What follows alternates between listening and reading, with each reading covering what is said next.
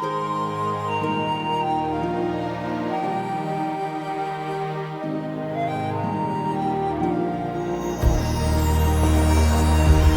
not Catherine McAuley's blood relative, though in a way I'm her direct descendant. My name is Sheila Carney, a Sister of Mercy in ministry at Carlow University, and I'm here to tell you about a living legacy.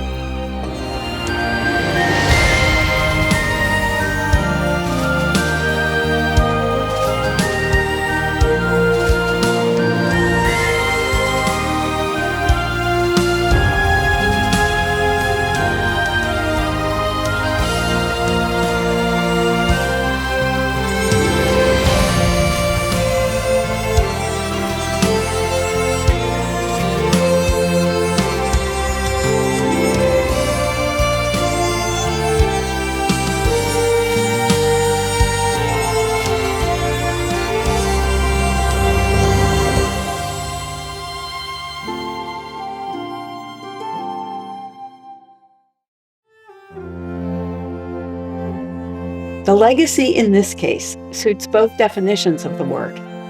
An unexpected gift in a will led to the creation of a very unique house and a religious order unlike any that had previously existed. And it's the opening of this house in 1827 that would change the course of history for thousands upon thousands of women, and I'm lucky enough to be one of them. Catherine had no children of her own, of course, but the order she founded, the spirit of mercy that she believed in, that is alive and well.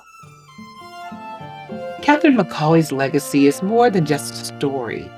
It lives on at Carlow through Sister Sheila and the Sisters of Mercy on our campus, through our faculty and staff, and in so many of the students that graduate from Carlow every year, eager and ready to meet the world's next great need, to walk into the chaos of others. The story of Carlow University is over 200 years old, and it begins across the ocean in a Catholic household in Dublin with a little girl, a 5-year-old Catherine McAuley. So Dublin at that time was a city of contrasts.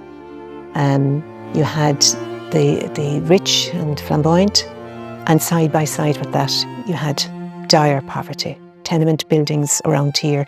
You could have had families, 12, 13, inside a room, 2 rooms. So, and Catherine was very, very, very conscious of that.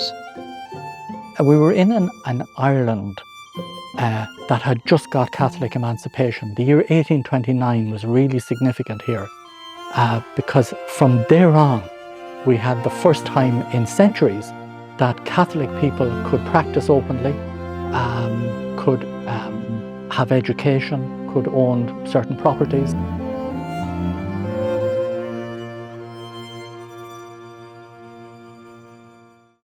Catherine McAuley was born into a pretty affluent family, which would have been unusual for Catholics at that time, because Ireland was just emerging from the penal laws. But her father was a professional man. Catherine was his oldest child, and they had a very special bond. In her youngest days, she accompanied him when he would take food to families living in poverty. She was very influenced by her dad. And she was quite young when he passed, when he died. But he just left an amazing mark on her and was really around caring for the underprivileged. She learned from her father 2 important things. One was a deep spiritual belief, and the other was a great heart for people living in poverty, especially children. Those 2 things ruled the rest of her life. Catherine's parents had a 30-year age difference, and her mother's worldview was pretty different from her father's. They lived in the era of Jane Austen, Pride and Prejudice, Sense and Sensibility. For us, it would be Bridgerton. Everything depends on who invites you for tea and who would call on you. And that's the world her mother wanted to be in. So in her efforts to enter into that world, she went pretty quickly through the money that had been left to her by James McAuley. Eventually, the family had to sell the home they lived in They moved into the city of Dublin, moved from one smaller residence to another, until finally the family split up. Catherine's siblings went to live with one set of relatives. She and her mother went to live with her mother's brother, and 2 years later, her mother died. At that point, Catherine joined her siblings in the Armstrong household, and it was through the Armstrongs that she became acquainted with William and Catherine Callahan. The Callahans had been many years in India. They came back to Ireland because Mrs. Callahan was ill. They had no children, and they were looking for a young woman to be a companion to her. Edward Armstrong introduced Catherine to them, and they found her to be a very amiable young woman, and they invited her to live with them. So in the early years, she was a companion to Catherine Callahan, assisting her with the running of the household. Gradually, Mrs. Callahan became more ill, and Catherine became a home health nurse to her. William Callahan was an apothecary with a specialty in herbal medicine, and he taught her to concoct little remedies that would ease his wife's symptoms. So she was also a little bit of a pharmacologist, a little bit of nursing, a little bit of pharmacology. Mrs. Callahan eventually died, and Mr. Callahan was also aging at this point and putting his affairs in order. So he asked her one day, "What would you do if I left you a little bit of money?" And her answer was, "I would buy a small house and I would take in women like myself." What she meant by that was women with no permanent homes, women without marketable skills, women without much of an education. And her goal at this point was to help women to become self-sufficient and self-determining. The primary heirs of the Callahans were Mrs. Callahan's niece and her husband. They knew they were the heirs, and they were pretty happy about it. And they used to talk about what they were going to do when Mr. Callahan died. And one of their initial intentions was to invite Catherine McAuley to leave because they felt she already had too much influence in the household. They weren't very prudent about these conversations, and one day Mr. Callahan overheard them. He was furious. He sent for his attorney and he changed his will. So, in one of those classic wouldn't you like to be a fly on the wall scenarios, at the reading of the will, there were 3 very astonished people.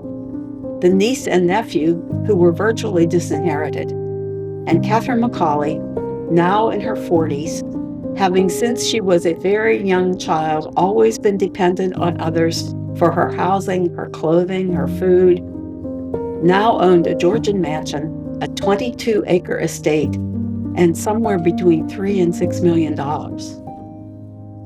So Catherine could have done anything. I mean, she obviously had a great personality. She was, well fixed, as they say. She was well fixed with the society, and yet she wanted to do something to make a difference and to respond to the critical needs of her time. And so, Catherine McAuley opens the house on Baggot Street. Now, when the doors of this house were opened, as I say, in 1827, it was not a convent. She hadn't intended in setting a convent, in establishing a convent, or she hadn't intended in becoming a sister. But I suppose it was the pressures of life led to that. And actually, she never intended to found a community of religious women. Her initial intention was to assemble a corps of Catholic social workers. The neighbors weren't amused. This was a pretty high-class Georgian neighborhood, and her intention was to invite into it people living in poverty. She wanted to connect people with needs to people with resources, and it didn't work out exactly as she intended. Occasionally, she would send letters to people in the neighborhood asking if they would support her ministry, and little children who were in school with her delivered the letters. Some of them came back addressed to C. McAuley, Esquire. And in that time, Esquire meant someone who would have been expected to be able to sustain themselves. So the message was, you had enough money to build that house. You've got enough money to take care of this too. Don't be bothering us. So she got going, and and this is where, and it wasn't easy. So many people called it Kitty's folly. That what is she doing? What is she doing with investing all this money into this building? Gradually, other young women in Dublin discovered what she was doing here. This became a refuge for women who were living in threatening situations. For young women, young girls who came to Dublin looking for work, it was a place where they could stay. And Catherine ran a little employment agency. Because of her experience in the Callahan household, she knew how to train young women for a life of domestic service. People sought Miss McAuley's girls because they were so well trained. The first classroom opened on the 24th September 1827. And Catherine, she trained herself. She went to France to train in education, the best methods of education. And she wanted the best for people. She wanted the best for those needy people. Catherine's goal at this time was to help women to become self-determining. So for instance, when she had been at Coolock, she noticed that there were a lot of young girls there who had no education, no means of supporting themselves. And she taught these young girls needlework so that they'd have a skill. And then she opened a little boutique in the center of the city so that they could sell their wares and have the pride of that accomplishment and a little bit of income. One day the bishop came and said, people are telling me that you founded a religious community behind my back. Because if it looks like a nun and then it prays like a nun, what is it? But that was never her intention.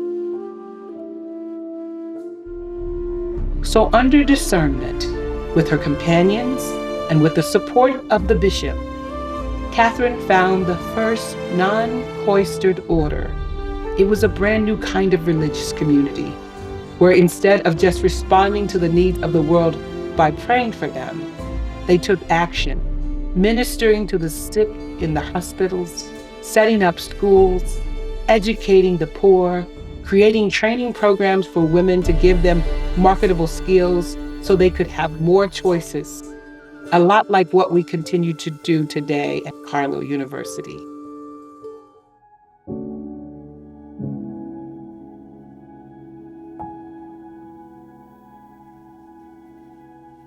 Much of the reason we are even talking about the Sisters of Mercy today has everything to do with Frances Ward. At the age of 17, Frances came from the village of Abbeyleix to Dublin. She learned about the work Catherine was doing, and she wanted to learn more, so she found a way to be introduced to her. Despite their differences in age and personality, Catherine and Frances quickly became very close, and by 1828, Frances was working daily at Catherine's side. During the lifetime of Catherine McAuley, Frances was the only other Sister of Mercy to establish new foundations. In the decades that followed, she would go on to found more convents than the founder of the Sisters of Mercy herself, including those outside of Ireland. And all the places that the sisters went from after here, Naas and Wexford and Westport, and Tuam, New Zealand, again Pittsburgh, Sligo, Ballinrobe, Australia, Ballina, Enniskillen, Chicago, Swinford. So look, we're talking hundreds of convents, and we're talking up to 3,000 sisters. And that's before we get to 1866. She was an assertive woman. We like to call her mercifully assertive. So bishops didn't necessarily like working with her. They respected what she did, but they found it difficult because she wasn't submissive. When she died, though, they carried her coffin. For the bishops, that was their act of respect and their acknowledgement of what she had done. She spread mercy from the Passamaquoddy Indian Reservation in Maine to Grass Valley, California. She was everywhere.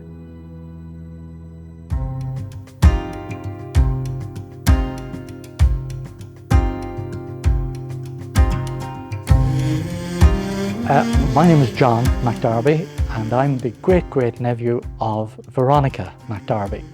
And Veronica went into the Mercy Convent here in Carlow in October 1837.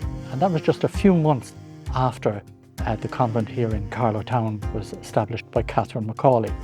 Gradually, other women from Carlow began to join the community, and by 1843, there were 36 of them. In that year, they received a letter from a priest in Rome named Michael O'Connor. He received this appointment from the Pope to be bishop of a brand new territory in the United States, the Diocese of Pittsburgh. And he made the decision that he would ask for some Sisters of Mercy to come with him. In the end, 35 of the 36 members of the community volunteered to come. Now, he didn't want 35, but interestingly, Veronica didn't volunteer. So the Reverend Mother at the time picked 7, including Veronica. The orders, the vows, if you like, that Mercy Sisters take are poverty, chastity, and obedience. So there she was, caught with the vow of obedience to obey what her Reverend Mother said. And with her 6 sisters, off she went in very early November 1843, setting out for Pittsburgh in a very torturous journey. It was a terrible time of the year. We wouldn't even think of it now, setting out to Pittsburgh in November. We'd go in the height of the summer because it's warm here and it's warm there. But the will of God prevailed, and off they went from here. There's lovely descriptions of the day of their departure from this lovely building, and the sadness and the feelings in the town of the loss of the 7 sisters. The door opens and out come the 7, followed by the weeping community. And they got into coaches and started out of town. And the whole town followed them, praying out loud and singing. And their departure by horse-drawn coach away from Carlow on to Dublin, their transport on to Liverpool, and then on the 10th of November getting on that Queen of the West, that lovely sailing ship. But it wasn't lovely. Sailing in the 1840s wasn't comfortable. We're so spoiled now with a 6 or 7 hour flight directly from Dublin or directly from Shannon. There were 4 weeks and 2 days on the high seas, some very windy, very rough days. A lot of the sisters were very sick in the early part of that ocean journey. And for the times they weren't sick themselves, they were minding other passengers who were sick. They arrived in New York on December the 12th, the anniversary day of the founding of the Sisters of Mercy. So it was a fabulous journey, and again arriving in hardship into a snowy New York in December 1843, and the cross-country journey by train, by stage, across the mountains and into Pittsburgh, and arriving on the 21st. It took them 60 hours, and they arrived in Pittsburgh on the night of December the 20th, 1843. The first Mass was celebrated the next morning, and so we consider December 21st the foundation day of the Sisters of Mercy in the United States.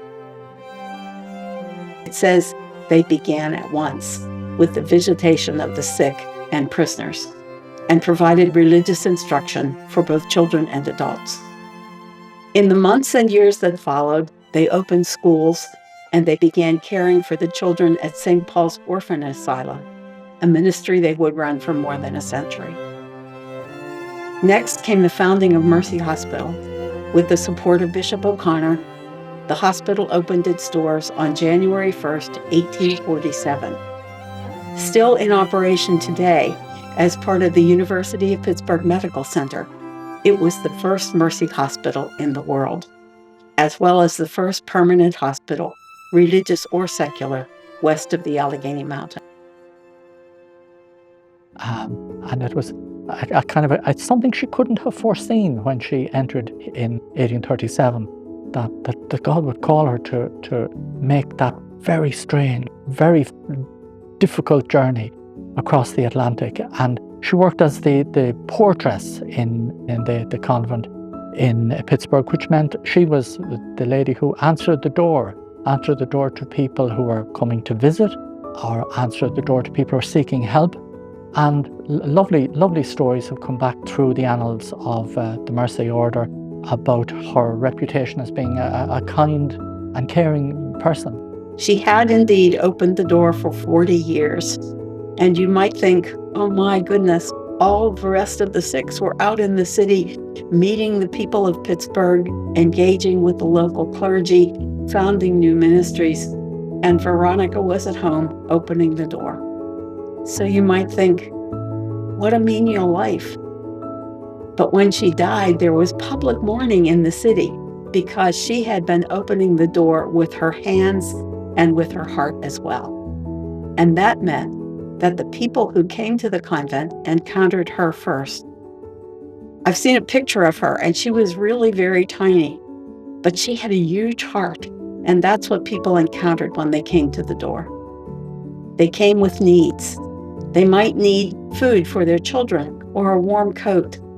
And when she had the opportunity to fulfill that need, she did. But when she didn't, she wrapped them in warm Irish love and humor.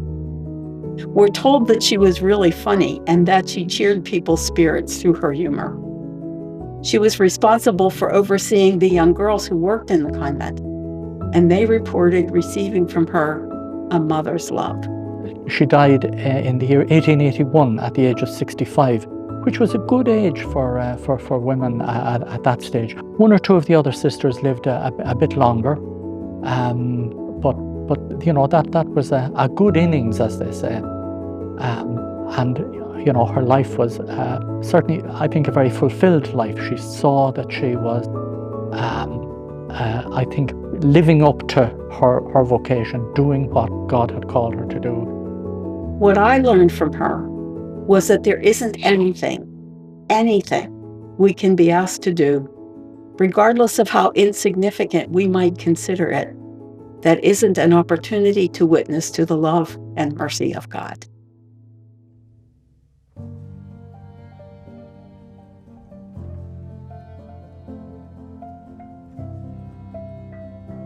One of the most remarkable things about the Sisters of Mercy is this spirit of always looking for the next great need.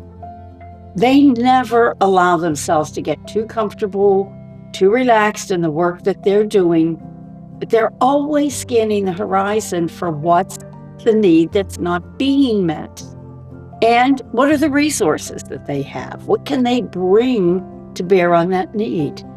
In the 1920s, the answer to that question was higher education for Catholic women in the city of Pittsburgh.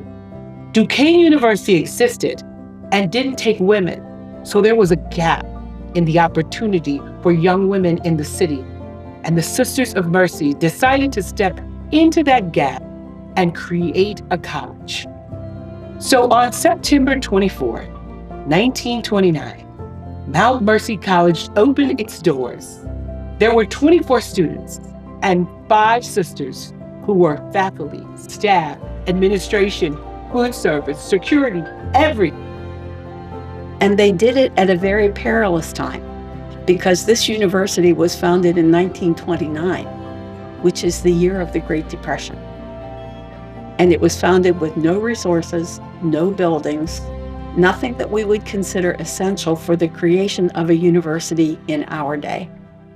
Just a lot of trust in the providence of God and the need that impelled them to do it.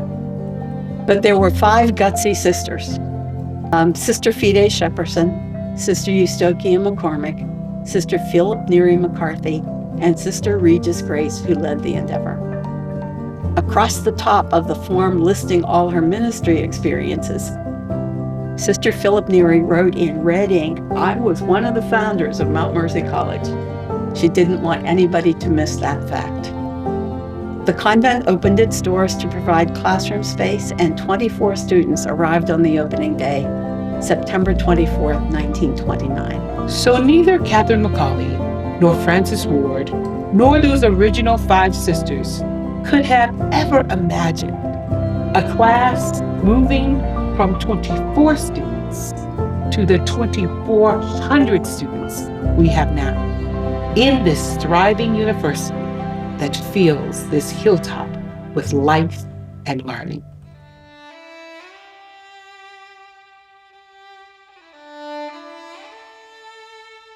It's a beautiful charism, and I because some people ask me, why did you enter Mercy?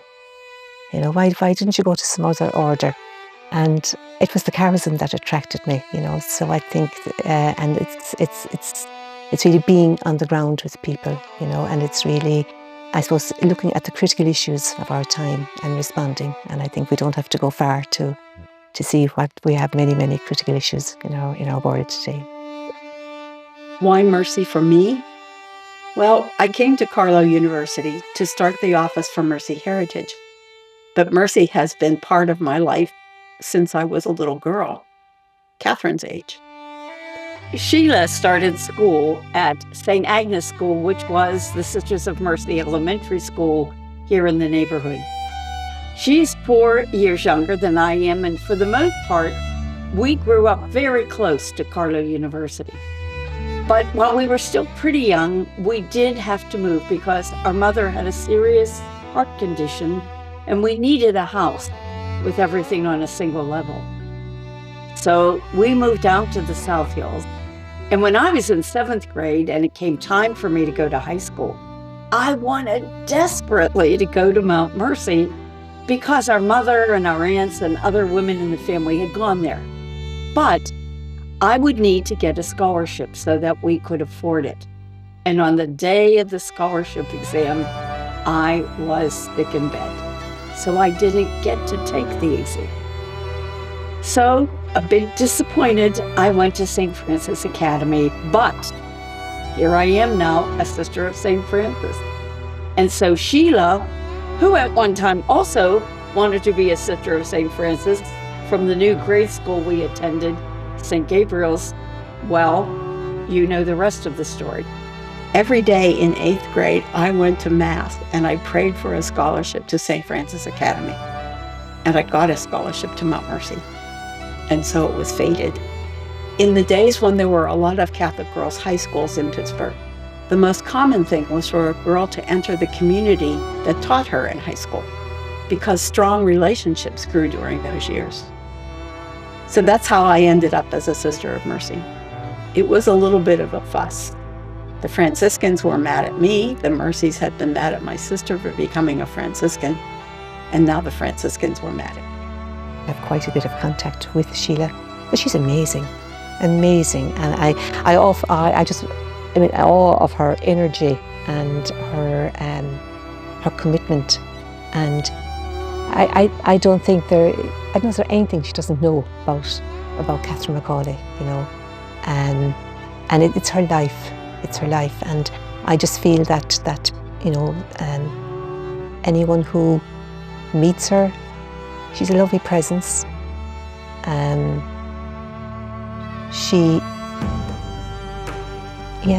Just a lovely presence, and embodies the spirit of Catherine so much. One of the things that excites me about Catherine McAuley is these ways in which she sort of broke the mold of the way religious did work. They were called the walking nuns because they would literally go out into the homes of the poor, unheard of.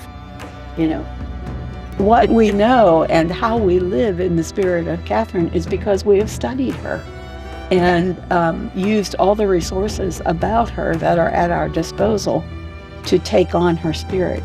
And it's those same resources that we're offering to people today so that they have the same kind of knowing of Catherine and her ways in the world that we have developed over the years. Right.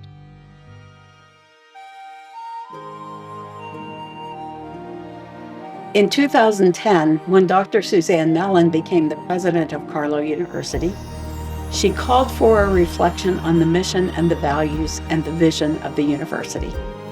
And we had a campus-wide conversation and decided to make some significant changes in these documents.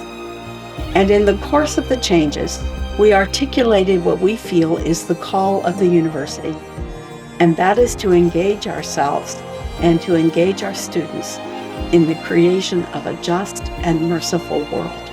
I was involved in the writing of those documents. And I like to say to parents, if you read our documents, you'll see that they all end the same way. And that's not because we couldn't figure out something else to say. It's not redundant, it's emphasis.